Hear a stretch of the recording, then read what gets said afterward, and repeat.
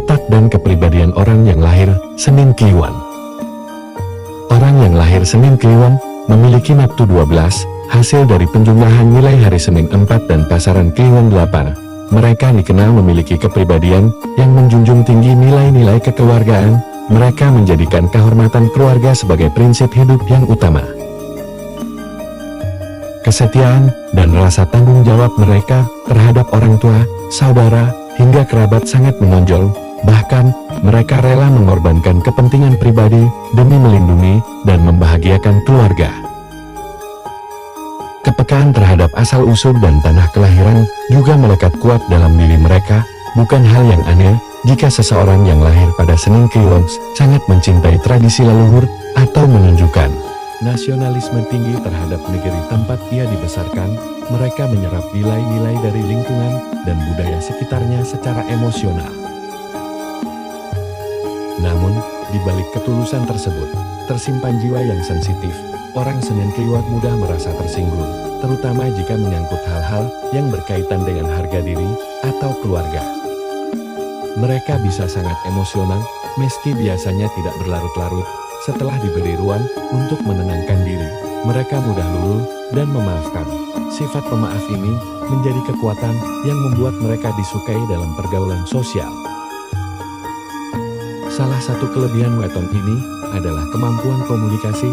Mereka mahir merangkai kata dan memiliki kepekaan tinggi dalam menyampaikan pesan dengan cara menyentuh. Orang yang lahir Senin Kliwon cocok menjadi pembicara, penulis, jurnalis, guru, atau mediator. Mereka mampu mengutarakan isi hati dan pikiran secara elegan dan persuasif. Dalam lingkungan sosial, mereka dikenal ramah, sopan, dan halus tutur katanya. Kelembutan sikap dan tutur bahasa membuat mereka disenangi banyak orang. Mereka bisa tampil sebagai sosok yang tenang, namun berwibawa. Tidak jarang pula, orang-orang ini dipercaya menjadi penengah konflik karena mampu menjaga keseimbangan emosi dan logika. Nasib dan rezeki weton Senin Kliwon. Dalam perjalanan hidup, nasib dan rezeki seseorang mengalami pasang surut layaknya roda kehidupan. Pada masa balita, antara usia 1 hingga 6 tahun, nasib tergolong kurang beruntung, rezeki berada di bawah garis normal, mungkin karena ekonomi keluarga yang pas-pasan gaya hidup hemat orang tua yang lebih fokus pada kebutuhan pokok. Memasuki usia 7-12 tahun, keadaan mulai membaik. Anak tumbuh dalam perhatian orang tua, keinginan sering terpenuhi, dan masa kecil diwarnai keceriaan bersama teman-teman. Namun, ketika menginjak usia remaja, antara 13 hingga 18 tahun, hidup berjalan sederhana, meski tidak mengalami banyak keberuntungan. Tapi dibanding masa sebelumnya, ada sedikit peningkatan, asalkan rajin belajar dan tidak bergaya hidup mewah. Semuanya dapat dijalani dengan baik.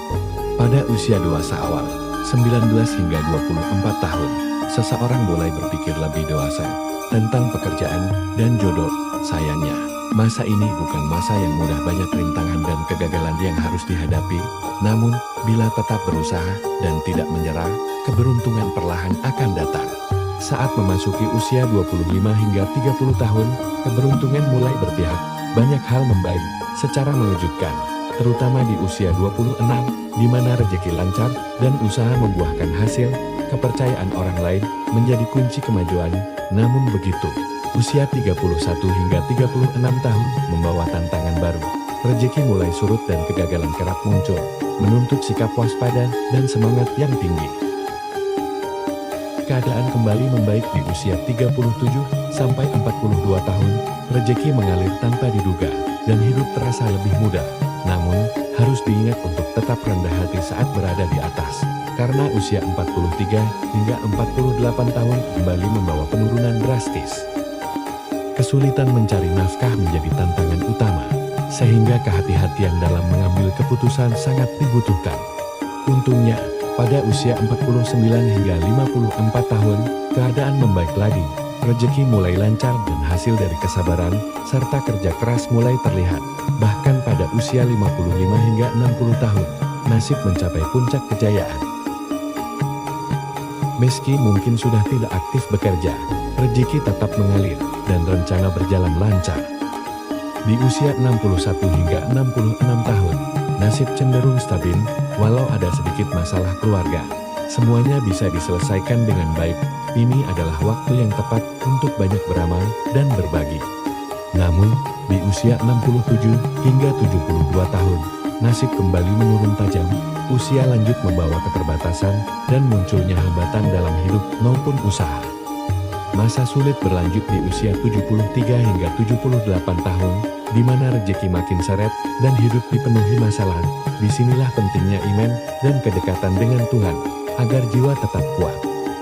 Namun, memasuki usia 79 hingga 84 tahun, keberuntungan datang kembali, hidup lebih tenang, berkat perhatian dan dukungan dari anak-anak yang sudah mapan.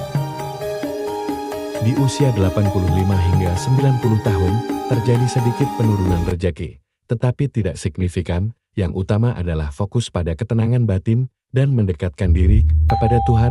Sayangnya, usia 91 hingga 96 tahun menjadi masa yang cukup berat, rejeki sangat seret dan kesehatan menurun. Namun, jika sabar dan tetap beriman, semuanya akan terasa lebih ringan.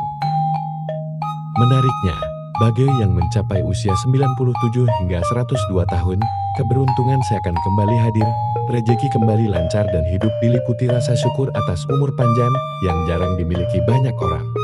Kepercayaan terhadap weton dan primbon Jawa merupakan bagian dari budaya dan tradisi masyarakat Jawa. Informasi ini disampaikan sebagai pengetahuan budaya dan tidak dimaksudkan sebagai panduan ilmiah.